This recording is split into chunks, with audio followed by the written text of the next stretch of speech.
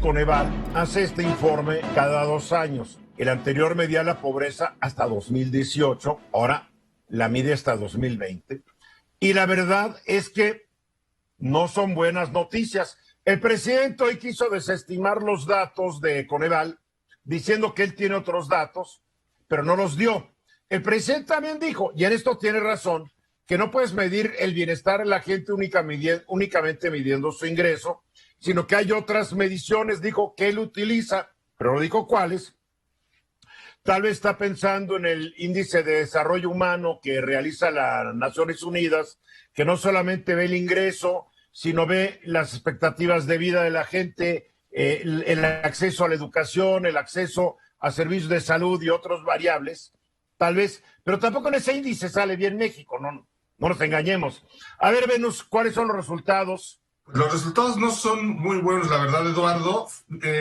En resumen, te voy a decir que lo que nos dice este informe del Coneval es que hubo un incremento de las personas que viven en pobreza. Ahorita voy a definir qué es pobreza, pero te voy a decir 51.9 millones en 2018 a 55.7 millones en 2020. Eso es un incremento de 7.32%.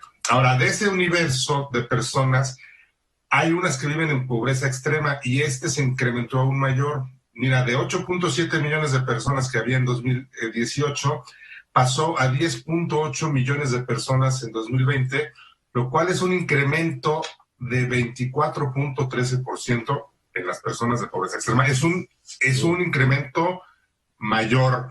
Yo estuve comparando algunos países porque dije, bueno, vamos a ver cómo se compara esto con Estados Unidos, con Francia, con algún país latinoamericano, pues para tener un poco más de contexto. Y lo que encontré, Eduardo, es que si nos comparamos con otros países, la verdad es que no estamos mal parados de todos modos, ¿eh? En España... Pero también contra qué países te comparaste, digo.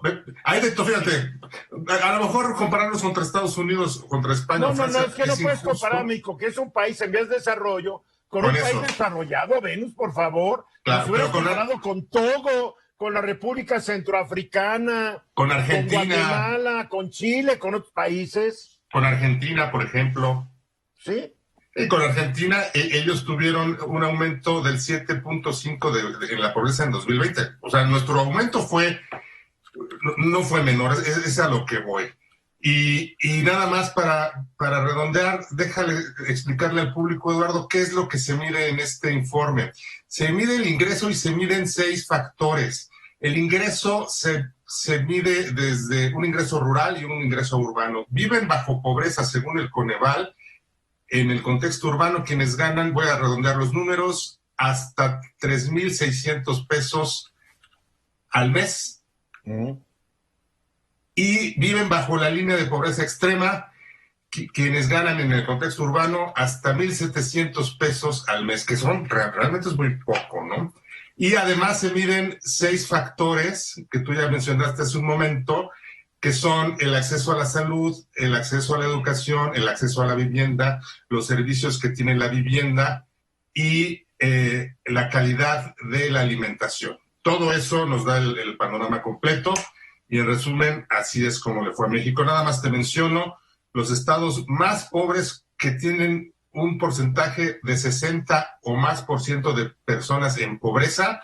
El número 1 es Chiapas con 75%, Guerrero con 66.4%, Puebla con 62.4% y Oaxaca con 61.7%.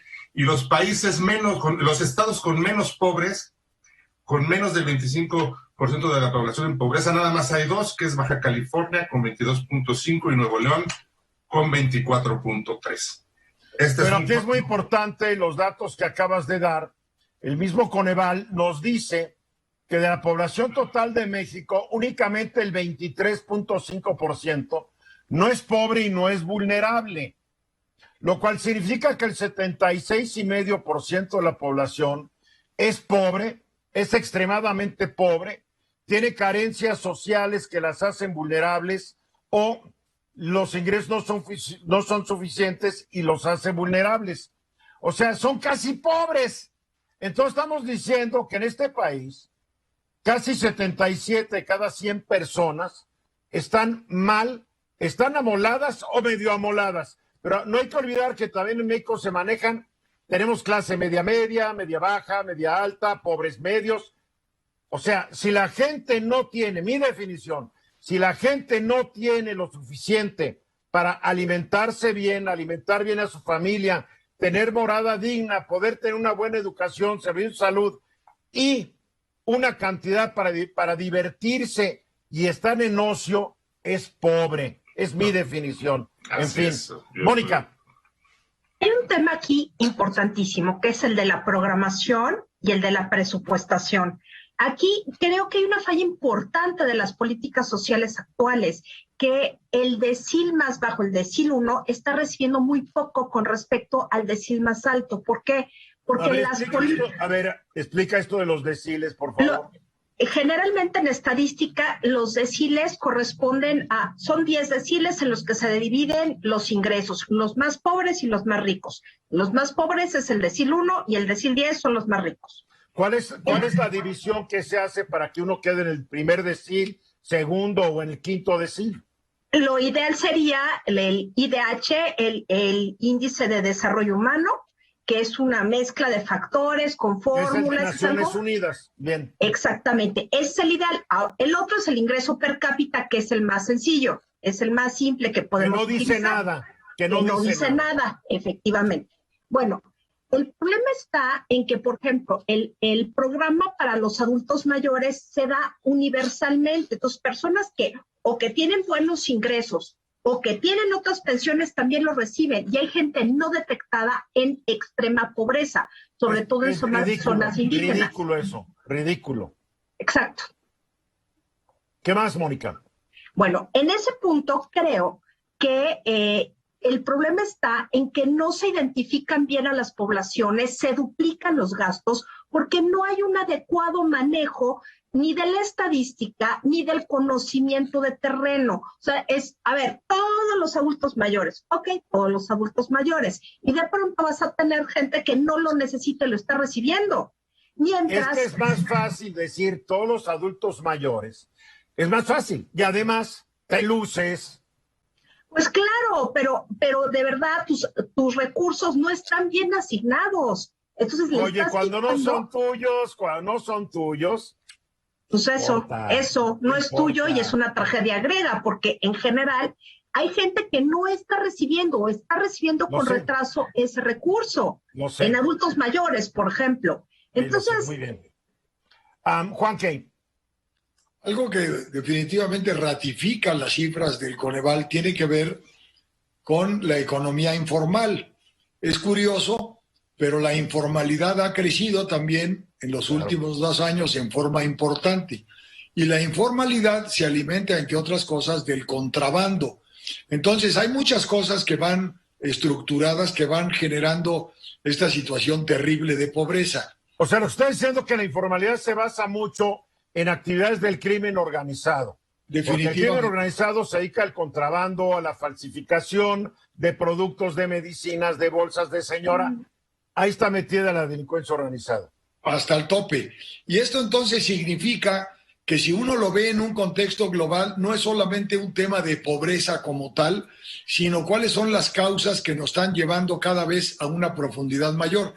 Y por supuesto, la actividad económica decrece, la informalidad crece, los narcotraficantes crecen, y entonces estamos metiéndonos en algo que pareciera un callejón sin salida. Y no solamente los narcos, por eso yo dije delincuencia organizada, porque la delincuencia organizada también tiene especialidades. Sí, claro, estoy de acuerdo. Se dedica al saqueo de las ruinas arqueológicas, otros se dedican al robo de arte, otros se dedican al narco, otros al secuestro, otros nomás se dedican a matar a sueldo. O sea, tenemos una gran clase de delincuencia organizada muy sofisticada. Muy diversificada. Pero al final esto ratifica las terribles cifras que nos acaba de compartir Venus. Bernardino. Eduardo, mira, la verdad es que desde que tengo uso de la razón, he escuchado de la pobreza en México, siempre. ¿Y quién te dijo que tienes uso de la razón, Bernardino? Bueno, desde que estaba chiquitito, Eduardo, hace unos cuantos años. y la verdad de las cosas, Eduardo, viene gobierno tras gobierno. Y no se sabe. Esto es ancestral. Esto es desde la fundación de la República, ya aún antes. y un antes. Pero el problema y es no que hay un gobernante que lo ha sabido atacar. Y de los gobernantes que tanto critica el presidente, y son los números los que lo dicen, el presidente de la época contemporánea que más redujo la pobreza en México se llama Vicente Fox. Ahí están los datos.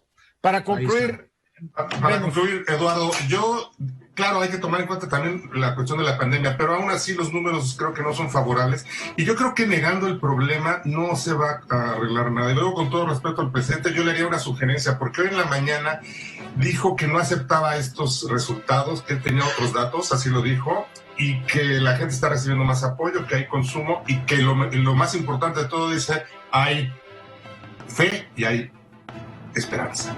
Esta fue una producción de Grupo Fórmula. Encuentra más contenido como este en radioformula.mx.